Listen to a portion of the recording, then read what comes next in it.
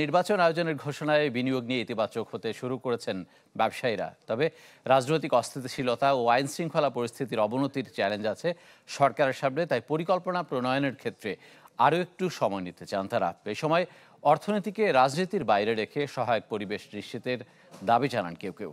রাকিব আল জাবেদের report.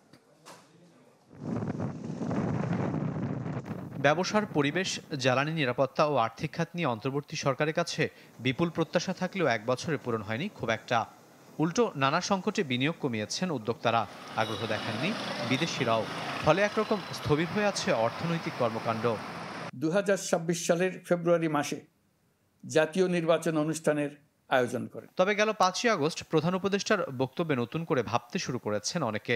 তাদের মতে নির্বাচনী দিনক্ষণ ঠিক হলে নতুন করে বিনিয়োগ পরিকল্পনা সাজাবেন ব্যবসায়ীরা। এখন নির্বাচনের তারিখটা চলে আসার কারণে হ্যাঁ, অফকোর্স এটা পুরো দেশেই একটা স্বস্তির হাওয়া বইছে। আমরাও একটা কমফোর্ট জোনে বা আমরাও একটা বিশ্বাসের জায়গা খুঁজে পাচ্ছি, মনে হয় একটা আশার আলো দেখছি। নিঃসন্দেহে বিদেশি যারা বাংলাদেশে ইনভেস্ট করে তারাও আশাবাদী হবে, তারা আস্থার জায়গাটা পাবে, জায়গা লং টার্ম কমিটমেন্ট থাকবে।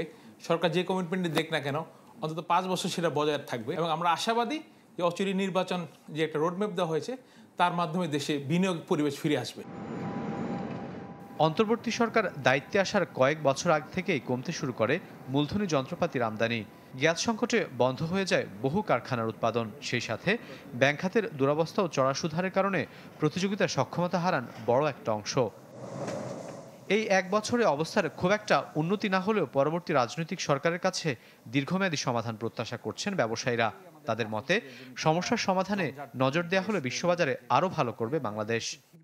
সবচেয়ে বড় বিনিয়োগের বাধা হলো power supply, energy supply. Second যে জিনিসটা উঠে এসেছে সেটা হলো ব্যাংকিং রিফর্ম। সবগুলা কিন্তু শর্ট টার্মে সলভ করা সম্ভব না, কিছু শর্ট টার্ম, কিছু মিড টার্ম, কিছু লং টার্ম। একটা দাবি থাকবে রাজনৈতিক প্রত্যেকটা দলকে, আপনারা আমাদেরকে কাজ করতে দেন, আমাদের জন্য আমাদের পাওয়ারটা সিকিউর করেন। আপনি যদি আমাকে কোয়ালিটি পিপল না দেন, আমি হয়তো একটা ইনভেস্টমেন্ট করে ফেলবো, কিন্তু আমি সাফার করতে থাকবো। তো নতুন সরকারের উপরে অনেক অনেক কাজ। যদি রিয়েলি আমরা কম্পিটিটিভ না করতে পারি ওয়ার্ল্ড কনটেক্সটে, আমি হয়তো বা কিছুটা ট্যারিফ দিয়ে বেঁচে থাকবো। এরই মধ্যে ডিসেম্বরে নির্বাচনের তফসিল ঘোষণার কথা জানিয়েছে কমিশন। প্রধান উপদেষ্টার আগামী বছরের শুরুতে নির্বাচনের ঘোষণায় বিনিয়োগ নিয়ে আশাবাদী হয়ে উঠেছেন ব্যবসায়ীদের বড় একটা অংশ।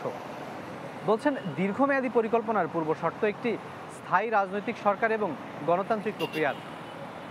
এছাড়াও বাড়তি নজর দিতে হবে জ্বালানি সংকট নিরসন এবং আইনশৃঙ্খলা পরিস্থিতির উন্নয়নে, তবেই ফিরবে কাঙ্ক্ষিত বিনিয়োগ। রাকিব আল জাবেদ, চ্যানেল 24, ঢাকা।